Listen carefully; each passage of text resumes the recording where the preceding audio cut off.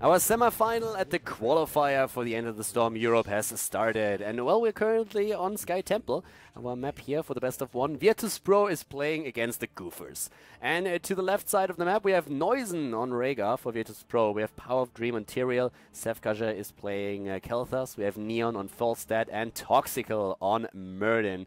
With a quick pause from the Russian team here. Whereas to the right side of the map, we have Lotus playing ETC, BZ is playing Vala, Nesty on Jaina, Bims on Karazim, and we have Blade on Thrall. So we actually see Rhaegar back in the meta in Europe, which is something that I've been waiting for quite some time. It's kind of fun to see Rhaegar finally back to business in the Chinese scene and also the North American scene. We actually see him a little bit more often, but in Europe he's very much underplayed. In this case, a lot of the supports have already been banned out during the draft, so there wasn't really like too much of a chance to go into different hero. I guess they could have gone for Malfurion, but of course there's quite a potential for a burst on the side of the opponent's team with Nasty on the Jaina, with also the Thrall in there. So having that ancestral healing panic button available to you is one of the things that makes a whole lot of sense. You could have got into Morales, I suppose, but that's always a little bit tricky if your opponent can just like simply try and jump her. So in this case, they go for Neusen and Rhaegar, which makes a whole lot of sense, and it's actually looking pretty sweet for them. It's a cool setup for both of the teams. We have a double tank on the side of Virtus Pro, on the side of their opponents. It's still a very strong front line with Karazim, with Thrall, and also with ETC. So we're going to see how exactly those two teams are going to measure up against each other. Of course, for Virtus Pro, still a couple of changes in the lineup. I think Neon is a bit of a newer addition to the team. There were a huge amount of changes just recently for Virtus Pro, but they are one of the teams that are starting to stabilize again. The Goofers have been around for a long time, so yeah, we've seen them quite a bit. So I'm not quite sure what exactly... Okay, so apparently Sefkaja has a bit of a ping problem, and Blade is currently talking about food, which makes me hungry as well. But it gives us a chance to talk a bit about the talents here. First of all, with Rhaegar, we have the mana reduction on level 1 with a Spirit Walker's Grace, rocking that Master Skin there. Tyrael decided to not go into the extra damage, so we don't have Purge Evil on him, but instead we are currently seeing that that Regeneration Master talent. So Amplified Healing on level 4 is most likely going to be the case. So we have a bit of a PC restart, but that gives us a chance to just talk about a few things here in the game before it starts, so that's pretty sweet. So yeah, Tyrael is going to try and just like play this a little bit more tanky than you would usually do. You have already two heroes that do quite a bit of damage. You have the Lightning Shield available on Rhaegar, so you don't necessarily need Purge Evil and having the cooldown reduction here. So him staying at the front line and doing like solid work together with Myrddin is more important than anything else. Myrddin is going into the Reverberation build, and if you're going up against the Thrall, that makes a whole lot of sense. So apparently we have Neusen now also like trying to switch things, apparently. As you can see with ETC, we're having in this case now him going straight for rolling like a stone with the range on the power slide. So going to go for the double neck guitar there as well. Blade and Sefka are currently having a little bit of a talk over here. Karazim, of course, as the solo healer of the team, is going into Transcendence. Makes sense for him. I mean, we've been seeing quite a few like melee assassin Karazims lately, and just in the game before we saw an Iron Fist Karazim, so it's becoming a little bit more popular to use that on the hero, but overall having the healer is kind of nice. I'm not sure what that exactly was, like unpausing the game without even saying anything and then Power of Dream dropping out again. Not quite certain what exactly happened there, but Sefkaja immediately pausing the game again. So let's talk a little bit about what's currently going on over here. We have no Zagara taken on this map, so we are most likely going to see at the bottom lane Falstad on the side of Virtus Pro. The reason is actually quite simple. You are trying to make sure that like Falstad can fly into the mid lane to help out then later on. I suppose that we could see either Thrall or maybe even Vala down to the bot lane for quite a bit, but they are going to rotate over to get those two temples as soon as they can. So on this map, we have no really a potential for a Mule on either one of these teams. Mule can be quite strong here. Blackheart's Bay and also the Sky Temple are probably the two maps where you see the most mules these days, just because it makes a whole lot of sense. The objective is attacking the map directly. You have those temples just like firing their shots, and then having Mule makes sense to just like heal those things up again. So it looks like Virtus Pro is actually ready for us to start. By the way, of course, Mana Addict on the side of Kel'Thas. Yeah, there we go. And let's see how they're going to play this. The level 1 talent, you can still go into those Wind Fury talents on 7, 13 and 16, but Rolling Thunder is also a pretty good start into a Chain Lightning build with the follow through on level 7. So it depends a bit on how exactly you play Thrall, but there's like so many builds for him around right now. It really feels like no matter what you do, you are going to have a build on Thrall that is at least viable. They already try to go for the kill here, and Sevkaja is dead before the game even starts, and Power of Dream is also taking quite a few hits here. So the Goofers opening things up with a bit of a bang, and now the teams are just like rotating to take position on the lanes. BZ running that headless horseman charger, whatever that thing is called. I'm still a little bit torn when it comes to that now. I'm not quite sure if I like it or if I don't. Power of Dream jumping away, and those Tyrael wings, they just look fabulous. So down to the bot lane, Toxical going up against Blade. Falstad, interestingly enough, not taking the bot lane. Normally you always see Falstad and or Brightwing down at the bottom of the map so that they can help out with those 2 shrines that will spawn eventually. But in this case, he didn't really feel too... Well, maybe didn't really just like feel confident enough to go up against the Thrall, who's a pretty annoying lane bully, especially if you go for the Chain Lightning build. Thrall can be a pain without end. Blade actually turning around and trying to rush away here, buying time until Bims can help him out, and now they attempt to turn it around against Falstad, and they might get that kill. The Chain Lightning isn't ready. Blade dodging the hammer, and oh, that was a close call actually. Nice move there by Blade, so he keeps himself alive on Thrall, and then they are able to just like escape ideally turn it around against Virtus.pro. Up to the top we have a 3 versus 3, with Sevkaja once again dropping really low on his Kalthas, but so did Vala, so they had a bit of an issue there, got healed again. Bim's already there, Nasty starting to move away as well, trying to of course well up, and the shots are already being fired, and both of these temples are in possession of the Goofers, so they get a fair amount of shots and a slight lead experience. Actually close to level 4 at this point, and this is looking really good for them. The Goofers with a great start into the game, they still control the top temple and they are fighting for the one in the middle. At the bottom lane we still have Thrall and Muradin getting experience for the team, and with that earlier level 4 talent we now see the Goofers just going straight for those talents, especially when we're talking about the Snowstorm for Nasty. We of course have great range here with the AoE that they can utilize. Level 4 talent for Thrall, also another Chain Lightning talent. Top temple has been taken, and not really fighting for the middle anymore. Toxical is taking that, but Thrall has been able to get a bit of extra experience for his team down to the bot lane since Toxical has to rotate. So here we have now both of them, level 4 versus level 4, but still a couple of shots available in the mid temple, and they're fighting for it this time. Lotus goes in, it's a 4 versus 3 though, and Falstad moves into a 5 versus 4 since Thrall is still at the bot lane with the XP, and as long as they don't die here, that will give them a huge lead in experience. Thrall is just like pushing these waves in, and he is bringing his team on the brink of level 6 now. The level 4 talents for both of the teams, with even the chain reaction now as the talents taken on level 4 here. So chain reaction in this case really of course helping to get a bit of burst heal against an individual target. And, well, the one thing that you give up for it is Feral Heart. And if you don't have Feral Heart available, then one of the disadvantages is that you just don't have that lane sustain that you would otherwise have. Thrall has been taken out, and with the rotations that have been happening now, it looks like Virtus.pro was able to get back into the experience range here. Level 6 versus 6.5. BZ at the top lane, still with a bit of the experience for his team. We're now seeing also the amplified healing that I've been talking about earlier, and the fly in by Falstad. They go for BZ. Oh, and the bird goes for the kill! Really deep. Toxical is helping out, trying to zone a bit, but the kill against Falstad is following. The rotation was there, and the Goofers, they get their kill.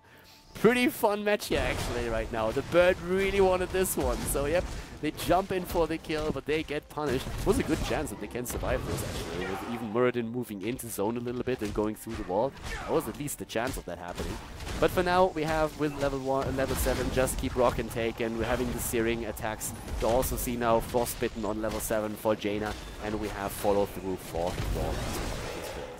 Level 7, nearly level 8, so at this point, again, that experience lead that we've been seeing earlier already for the Goofers. They're really giving Virtus.pro a run for their money.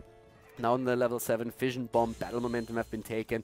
After Power Throw, it's the secret weapon that Falstad has chosen here. Great talents. It's actually absolutely amazing how much damage you can get out with Falstad, especially then later on in the game when you also have your hammer time available. And a bit of a wraparound to try and wait for heroes to move down to the bot lane and trap them. And that trap is going to be successful. An easy kill against Muradin. Great play here. And yeah, it was well done. Of course, with the temple activating at the bot lane, it was obvious that the teams would start to rotate around.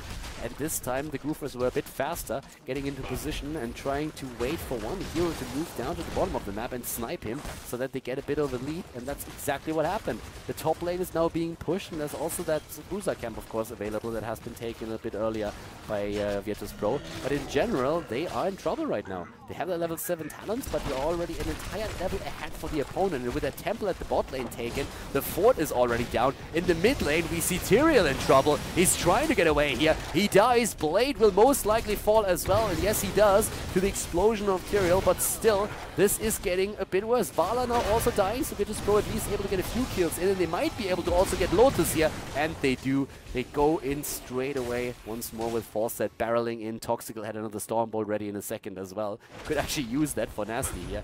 Doesn't waste the mana, knows that there's no potential follow-up. But that level 10 is dangerously close now. And of course, Virtus Pro is doing the best they can to soak 3 lanes at this point with the body advantage that they have on the map, the number advantage, that will bring them closer to the opponent's level again. But that bottom tower or that bottom shrine is still falling right now. 10 versus 10, Ancestral Healing, Sanctification taken, Blade wants the bird, and he's going straight in, but is he going to be slowed down? Wow, Neon gets away. Blade was trying, no, he might not, he might actually not, and no, he's not gonna survive this one, is he now? There's the shield, Sanctification, Neon! Oh, he gets away, what a save! What a save by Power of Dream. And the fight is still starting. Ancestral Healing has been hit. Oh my god, Muradin is down. Here comes the mosh pit. Tyrael is dying. Vala has also been eliminated. And Falstad, the only survivor. They saved Falstad, but they lost everybody else. Rhaegar is now also dead. The dog has been kicked. And we have level 11 versus 11 with both of the teams.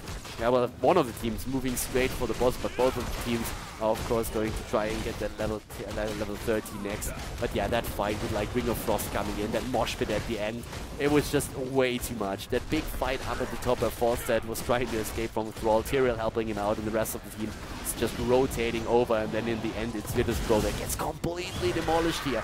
Boss has now been taken. Lotus is a bit in trouble, but he shouldn't really fall here. Muradin wants that kill though. He flies in. It looks like we're going to see a mighty gust there, gusting them in, but Muradin is already in trouble, but they kill Jaina. They get an easy kill against her, but Kalthas is also falling. So it's a 1-for-1. And that boss is not joking around. I mean, he's still there. BZ is moving away. Should probably try to just buy a bit more time for that boss as the rest of the team is attempting to get experience.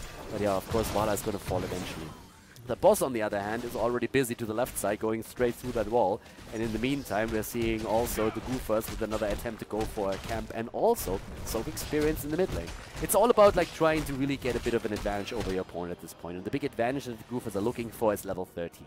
Get the earlier talent. Use that boss to create space on the map, force the opponent to defend against it, soak as many of the lanes as you possibly can, get a few of the camps going too, grab vision of course up to the top, and try to just get that talent before the 2 temples are activated so that you have an opportunity to maybe even drop a target. And already Nasty with some really nice moves against Neon, but Falstad is ready. I mean, he has been the punching ball of the entire team. Like every single time that there was a fight, Falstad was one of the priority targets. Him and Kalthas, they're the 2 squishies, and Lotus was already indicating that he wants to go for the bird again. But we have now temples taken for both of the teams. Kalthas now, of course, once he hits level 13, is going to unfold most of his power. He's going to be much safer at level 16, but the damage potential is still there once you hit chain bombs. Now we have level 13 talents a little bit faster for the red team, but both of them have access to it now. And in this case, we have Showstopper taken, so that really helps ETC to maybe stay alive a bit longer. Still down to the bot lane, we're seeing this one taken. Ooh, Muradin is actually jumping away that last second. Sefkaje with a good attempt to just like stop Thrall. That helped. But both of the teams now having their supports on the temples, soaking those shots, getting a bit of damage in. But the structural position in the game is much, much better for the Goofers. They have eliminated all of the forts already, and they are starting to put some pressure onto the keeps. So when it comes to the objective and also to the structural position in the game itself, then the Goofers definitely have a slight advantage over their opponent here. But the chain bombs could change all of that. And on level 13, we have now Feral Lunge taken. Has been quite some time since I saw that talent. So we don't see them, like, it's actually a bit surprising. Usually Healing Surge and also the Tidal Waves on level 13 and 16 are the talents for Rhaegar. It helps you to just like get so much heal out there, but apparently they feel they need a bit more damage to drop one of these targets. So Feral Lunge has been taken. Helps, of course. That's also a bit of mobility to the hero. But right now, we're having the fight again, and here comes ETC. Sundering already used. Gravity Labs, Ring of Frost is also out, and Mirrodin gets healed with an Ancestral Healing in the last second as we're seeing Lotus with a Chain Bomb spreading the love once more, and ETC is falling. Blue team loses Mirrodin, but the chain bombs are everywhere, and Thrall dies as a result as well. They're going in. Oh my god, that Blizzard! Holy Blizzard! Nasty with the moves! They take them down. It looked like a 100% loss on the side of the Goofers, but all of a sudden they are the ones turning things around here. 3 deaths on the side of Virtus.pro, and the Goofers are attempting to move in again. They still maintain their level advantage. Unbelievable that they were able to just like turn this around. 2 heroes lost, and then just that amazing combo there. First of all, getting, of course, that additional multi-shot in for the slow, and then Nasty says thank you very much, drops that Blizzard, and thanks to the radius increase of Snowstorm, he gets so much damage in. On point, and is able to nearly eliminate the entire team. 16 versus 15, the levels now in the game. And when it comes to the damage output, we have currently 24,000 on Jaina and Vala. Kel'Thas is on the same level in damage against heroes, but still, of course, he needs to get those chain bombs in during the next few fights to take things maybe around.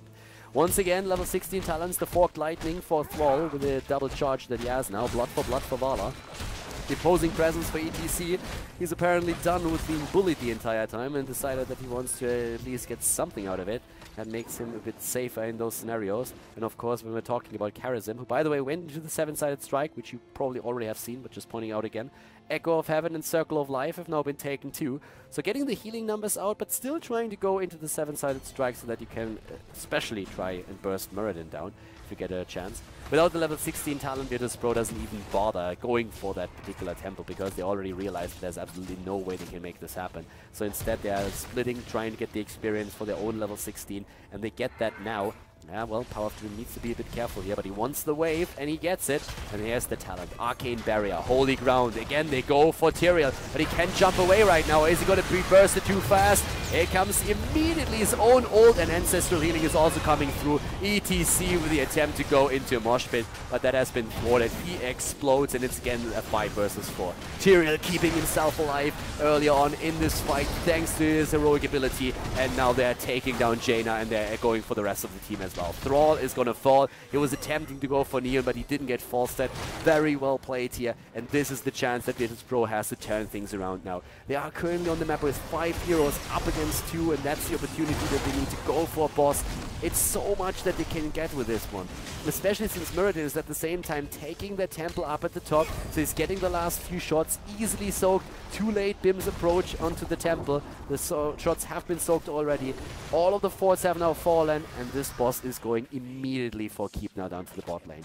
So great position actually for Virtus.pro. 13 kills against 12, and especially that last fight turned everything around once again. They were patient enough to wait for level 16 until they decided to go for one of those temple fights, and they were able to win that battle decisively. Now they have a boss pushing the bot lane together with another mercenary camp, and that gives them an opportunity to just like move into the middle, maybe even like try to go for a bit of a flank there. Was, by the way, not 100% correct. We still have one fort at the top lane, so that still puts them at a bit of a disadvantage. But thanks to the boss here, they're really making some work now. I mean, they go for the Phoenix here immediately. We have them poking the wall. The boss is still alive, and they can potentially take down this keep. They have a level lead now as well, 18 versus 17. And if they get a bit more poking done here, they could try and take the keep down. But Toxical is starting to get a bit low. Bims jumped in for additional damage. And Lotus is, of course, always waiting for an opportunity to power slide in, even though he does not have his heroic ability ready. Still waiting for another 10 seconds until the mosh pit is going to be up again. The top lane has been pushed, on the other hand, by the minion waves. And as you can already tell, all of the structures here have been eliminated except for the keep itself, and it's already rather low. So especially on ammunition, like hit points are still looking good. But yeah, this is going to become a problem eventually.